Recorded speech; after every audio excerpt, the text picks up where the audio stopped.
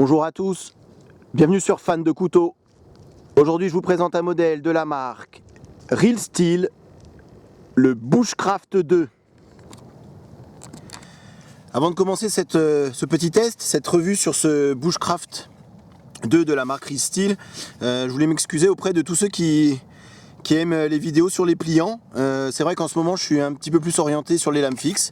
Alors j'ai des périodes, vous inquiétez pas, les pliants ils vont revenir. Vous avez vu dans une des dernières vidéos que il y avait 2-3 pliants que j'avais pas encore montré, donc ça arrive, vous inquiétez pas, la prochaine ça sera forcément, et ça c'est garanti sur un couteau pliant. Mais c'est vrai qu'en ce moment je suis un petit peu plus orienté lame fixe.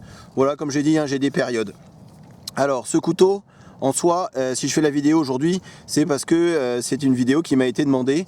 Depuis que vous l'avez vu dans la présentation des couteaux qui étaient à venir, des présentations de couteaux qui étaient à venir, beaucoup de personnes me demandent de montrer le Bushcraft 2 de chez Real Steel. Alors tout de suite, la différence entre le Bushcraft 1 et le Bushcraft 2, c'est l'acier qui est utilisé pour la lame. Alors c'est pas compliqué, ici c'est marqué dessus, D2. Alors le Bushcraft 1 était en 440C, et le Bushcraft 2 est en acier D2. Alors sur le site Real Steel, ils ont fait une erreur, enfin voilà, ils mettaient le Bushcraft 2 en 440C, l'erreur elle a été rectifiée, donc aujourd'hui si vous allez voir sur le site Real Steel, il n'y a plus d'erreur. Maintenant il n'existe que le Bushcraft 2 en acier D2. Petite avant-première aussi, et je remercie de mes abonnés avec qui je communique pas mal, et qui m'a montré un mail de Real Steel. Et Real Steel est en train de travailler, il va bientôt sortir d'ici début 2016 je pense, un gros couteau de survie en acier D2 également. Donc très impatient de découvrir ce nouveau couteau de chez Real Steel. Et merci à cet abonné pour avoir partagé l'information avec moi. Alors ce couteau en soi, je vais tout de suite vous le comparer à un grand classique, à un Mora, parce que pour moi déjà, par rapport à l'émouture, par rapport au travail que ces deux couteaux sont capables de faire, ça se rejoint, même s'il y a forcément, vous allez remarquer une différence. Alors oui, au niveau du tarif, et aussi au niveau de la prise en main, au niveau de la construction, au niveau de l'acier utilisé. Avec le Real Steel, on est sur quelque chose d'un petit peu supérieur à ce que fait Mora. Maintenant, je trouve que franchement, au niveau coupe, niveau puissance de coupe, vraiment voilà, je trouve qu'on peut les rapprocher. C'est pour ça que je vous les montre côte à côte. Alors vous avez une longueur totale sur le Real Steel. J'essaie de bien les aligner pour vous montrer. Donc ça c'est le Mora, c'est le compagnon Heavy Duty. Donc Heavy Duty avec une épaisseur de lame un petit peu supérieure au compagnon normal. C'est la seule chose qui les différencie de Heavy Duty du compagnon normal. Donc vous avez une longueur totale sur le Real Steel de 21,9 cm, on va dire 22 cm. Vous voyez, ça équivaut à peu près, pour ceux qui connaîtraient les Mora, ça équivaut vraiment à quasiment la même taille qu'un couteau Mora. Vous avez une lame de 10,5 cm et l'épaisseur de la lame 3,5 mm. Je vous le mets à côté, c'est toujours bien d'avoir une comparaison, à côté du Mora Compagnon Heavy Duty. Donc c'est un petit peu plus épais que sur le compagnon. On a une pointe, vous voyez, au niveau de la forme, on peut vraiment les rapprocher. Donc Bushcraft, comme son nom l'indique, c'est un couteau qui est fait pour travailler le bois, c'est un couteau de randonnée, un couteau qui a été fait pour autour du camp. C'est le couteau, pourquoi pas aussi, franchement, en couteau de survie. Si vous vous perdez en forêt, avec ça on sera capable de faire énormément de choses. Alors la différence par rapport à un Mora, vous aurez remarqué, c'est la construction. Avec le Real Steel, le Bushcraft, on est quand même sur une construction plate semelle, donc un petit peu plus résistant lorsqu'on va faire du bâtonnage. Vous avez du jimping sur la lame, un manche en G10.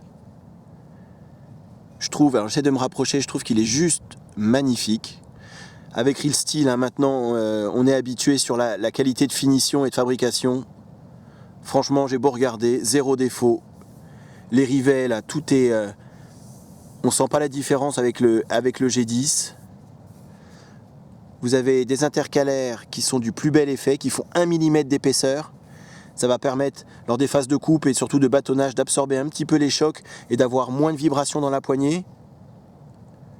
Et le rouge et le noir, là, je trouve que c'est juste magnifique. Un trou pour passer la dragonne. Alors vous n'avez pas de pommeau dépassant, donc ça va être assez difficile de s'en servir pour, je sais pas moi, casser des noix, enfoncer un piquet de tente. Vous allez abîmer le G10 si vous servez du pommeau. Mais vous voyez la finition, hein. Rien qui dépasse, tout est hyper bien aligné. C'est du très beau travail. Les moutures scandinaves, vous aurez remarqué. Je vous montre l'autre côté. Seul petit reproche qu'on pourrait trouver comme ça, c'est qu'on a une pointe qui n'est pas forcément hyper pointue. Vous voyez sur un Mora, au niveau du bout de lame, avec Mora on est quelque chose sur quand même d'un peu plus pointu, donc peut-être un petit peu plus pratique lorsqu'on va devoir creuser dans le bois, se faire un petit trou. Ici je vous ferai la démo tout à l'heure, mais c'est vraiment le seul petit reproche que je pourrais trouver à ce couteau là, c'est que ça va pas être hyper pratique pour tout le travail de détail sur la pointe. Je termine là-dessus. Le poids sur le Bushcraft, 172 grammes, c'est tout à fait correct. Franchement, c'est juste parfait. On a une prise en main avec, encore une fois, moi, taille de main moyenne qui est juste parfait. Vous avez ici, vous voyez, ça a été légèrement contourné également pour avoir une prise, alors soit la reverse grip, donc prise à l'envers, si on veut vraiment travailler en faisant des coupes vraiment appuyées, ou alors tout simplement pour se découper, alors découper un steak, préparation de nourriture, en mettant le pouce ici, ça va tout seul. Voilà, c'est vraiment un couteau, je trouve, vraiment hyper abouti, je vous disais, à part la pointe où il y a voilà, un petit manque de pointu au niveau de la forme de lame et de la pointe. Autrement, vous allez voir dans les tests de coupe que ce couteau-là, il est capable de faire presque tout.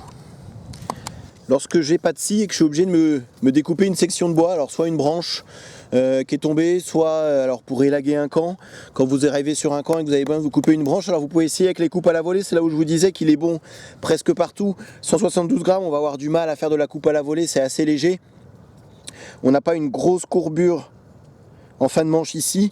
Par contre, ce genre de coupe, avec la construction plate semelle, il n'y a pas de souci, 3,5 mm d'épaisseur au niveau de la lame, on peut y aller, on peut taper dessus, on ne va pas l'abîmer, il n'y a aucun souci et ça marche vraiment tout seul. Et ça c'est vraiment une sorte de coupe qu'on est vraiment amené à faire. Voilà, et ça coupe tout seul, sans aucun souci. Après sur du plus petit branchage, ça va pas demander beaucoup d'efforts. Vous voyez, ça passe à travers également. On pourrait essayer de la section un petit peu plus importante.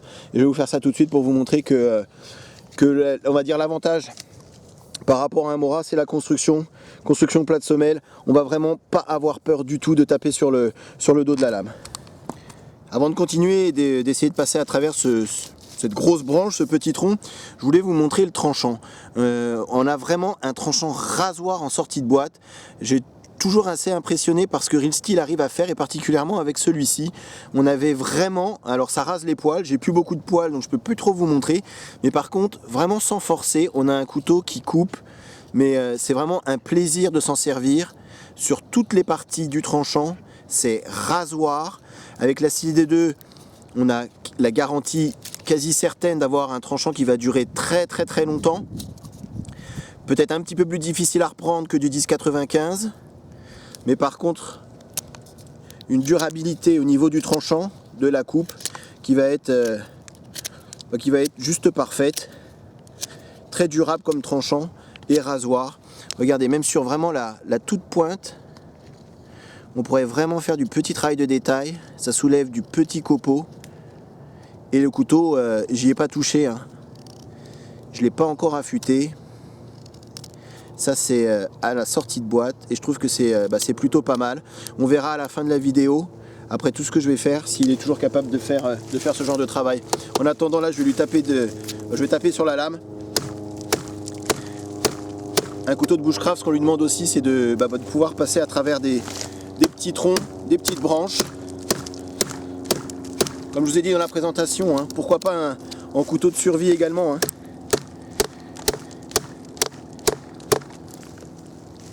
Alors, on s'entend bien, hein. Je pense qu'un Mora il sera tout à fait capable de passer à travers cette branche là. Maintenant j'ai quand même beaucoup plus confiance avec une construction plate semelle pour lui taper dessus. Alors ça va prendre un peu de temps. Je le dis souvent, mais c'est vrai qu'avec une hache ou une petite scie pliante, on y arriverait et ça demanderait quand même beaucoup moins d'efforts. Mais là, je ne retiens pas mes coups. Alors c'est sûr qu'on n'a pas une lame qui est très longue, donc on va avoir du mal, dans cette position en tout cas, à taper sur la pointe. Là on est sur un bois quand même qui est tombé depuis un petit moment, donc assez sec. Vous voyez l'encoche qu'on arrive à faire. Je vais continuer. Alors, il manque, voilà, si on voulait vraiment avoir un couteau peut-être un petit peu plus utile, on aurait une longueur de la main un petit peu plus importante pour pouvoir taper à ce niveau-là. Ici, la lame, elle s'arrête là, donc je suis un petit peu limité pour taper dessus par rapport à la taille de la branche. Maintenant, il en serait tout à fait capable. Vous voyez l'encoche qu'on arrive à faire. Et si je fais tout ça, c'est aussi pour vous montrer un petit peu la durabilité du tranchant. Savoir au bout à la fin de la journée si ça coupe toujours aussi bien. Là, je pense que je pourrais la casser.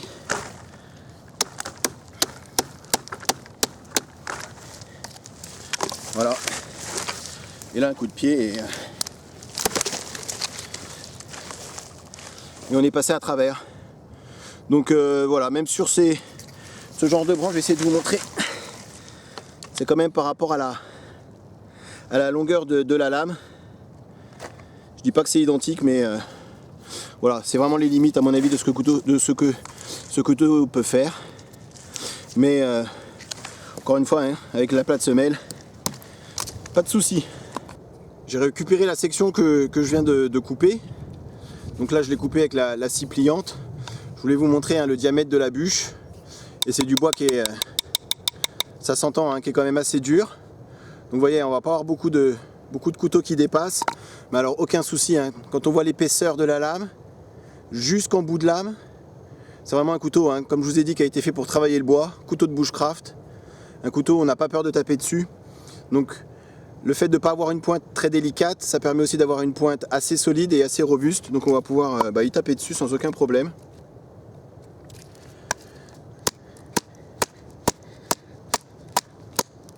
Donc vraiment aucune vibration dans la poignée. Très bonne prise en main.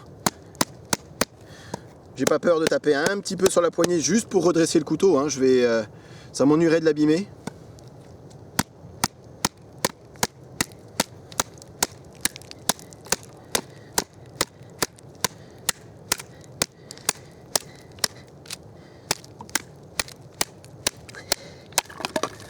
C'est quand même assez dur, hein. Mais pas de problème. Après on peut continuer. Là je retiens pas mes coups, hein.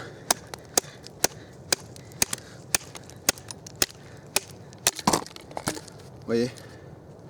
Et tout ça après, hein, pour allumer un feu, c'est juste ce qu'il va falloir. On peut aller, hein, dans la refente aussi.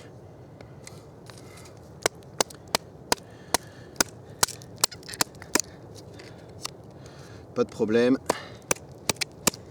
Même sur là il y a quand même un beau nœud.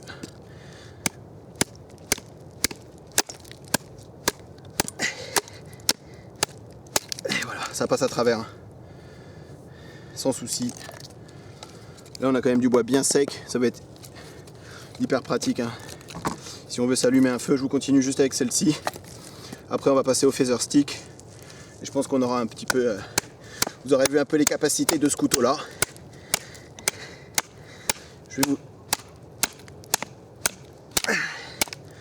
Le bois est bien dur, hein. Et je vous montre le tranchant. Alors forcément, hein, sur le dos de lame, bon, c'est juste de la saleté, hein, c'est de l'écorce de bois. Après au niveau du tranchant,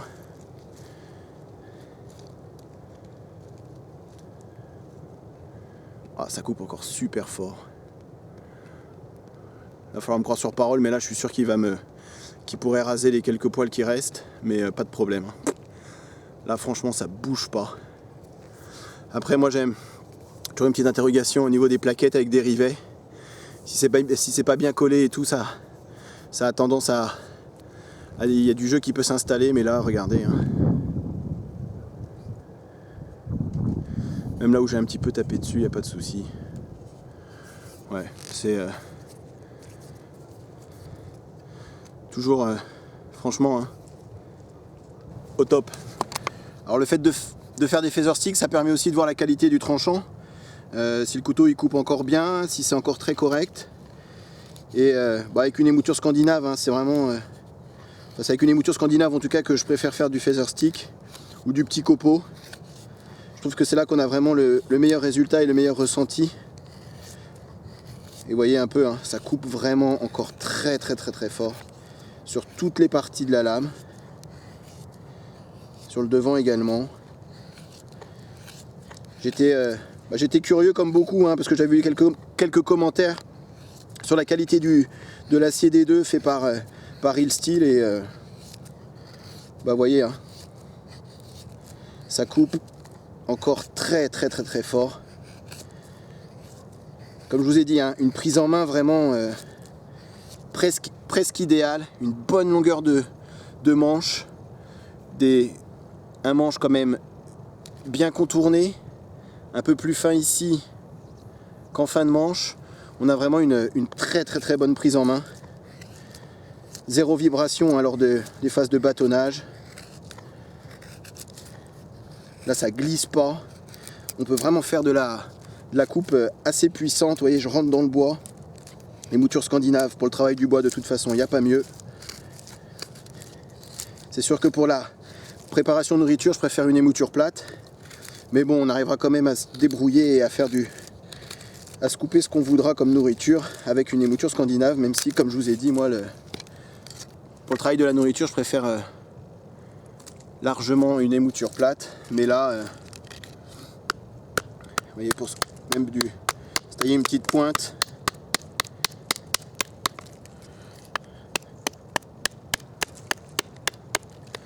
C'est sûr que pour la coupe à la volée, il va être assez limité.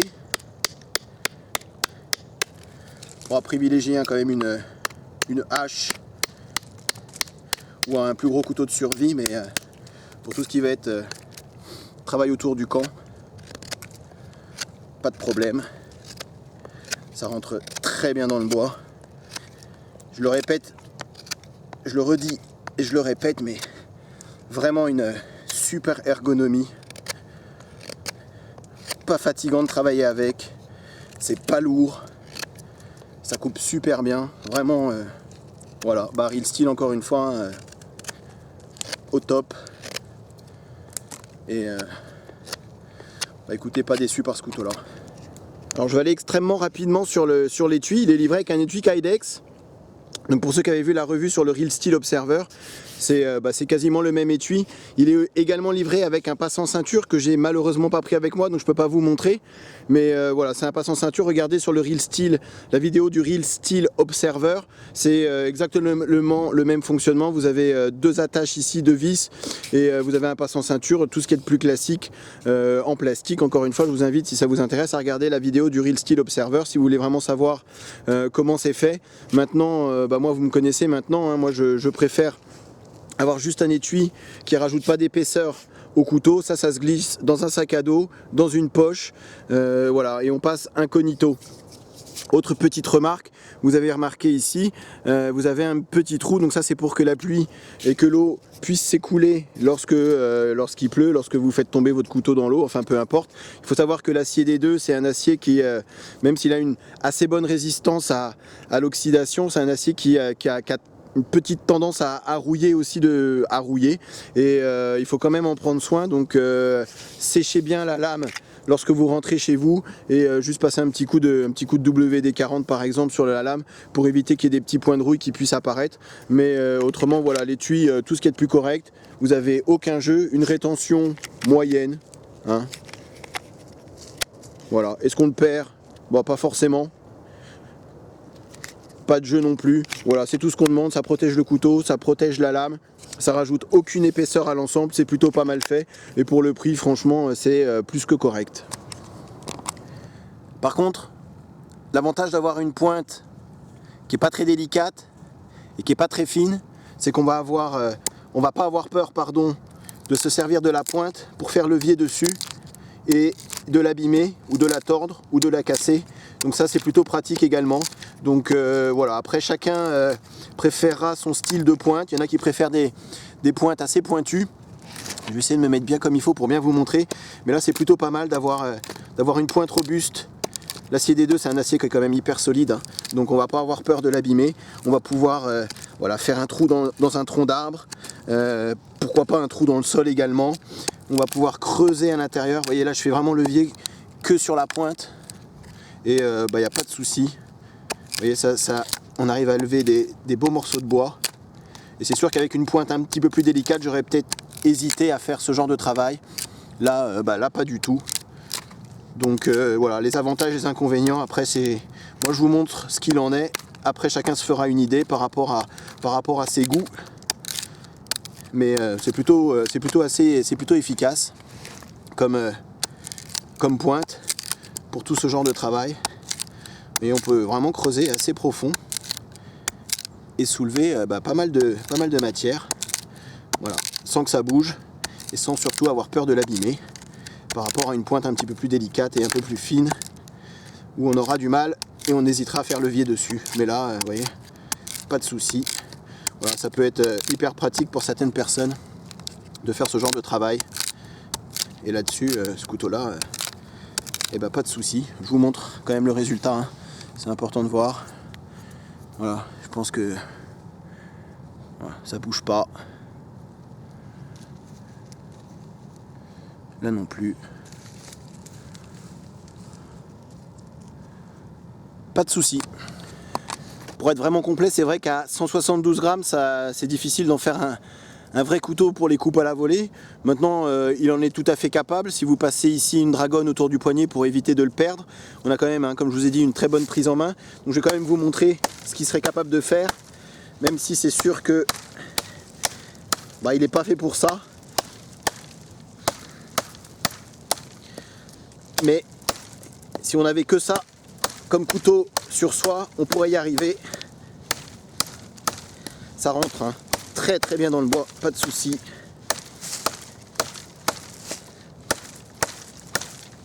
Mais c'est vrai que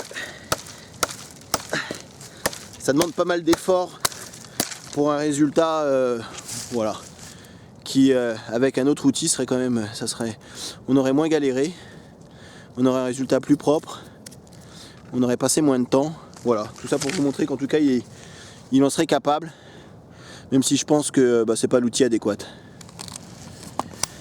Avant de conclure, je voulais quand même vous montrer, alors c'est assez difficile de passer l'info à la caméra, mais on a un tranchant, franchement je suis épaté par la durabilité du tranchant. Ça coupe encore vraiment super fort. Alors je le fais pas souvent, hein, à la caméra, mais c'est vrai que plutôt que de vous le dire et que vous ayez un doute, je vais essayer de vous montrer. Alors là il me reste des poils qui sont en train de repousser un petit peu. Vous voyez, donc c'est des poils qui sont quand même assez fins, assez difficiles en temps normal à couper, mais vous voyez, on arrive à... Voilà, ça rase encore. Vraiment, je suis... Vous voyez, voilà, il n'y a plus rien. Donc, vraiment, hein, qualité du D2, assez bluffé. Vraiment, tranchant hyper durable. Rien à dire là-dessus. C'est vraiment, encore une fois, hein, pour le prix Real Steel, aujourd'hui c'est difficile, vraiment difficile de faire aussi bien. Pour conclure, sur ce Real Steel, le Bushcraft 2, vous avez vu à travers la vidéo, hein, tout ce qu'il est capable de faire, et surtout à la fin, hein, la durabilité du tranchant, c'était vraiment ça qui m'intéressait, la qualité du D2. Ce couteau-là, aujourd'hui, le problème, ça va être de le trouver en France. Moi je l'avais acheté il y a un petit moment déjà sur la coutellerie Tourangelle, et j'ai regardé avant de partir et malheureusement il était plus en vente sur leur site.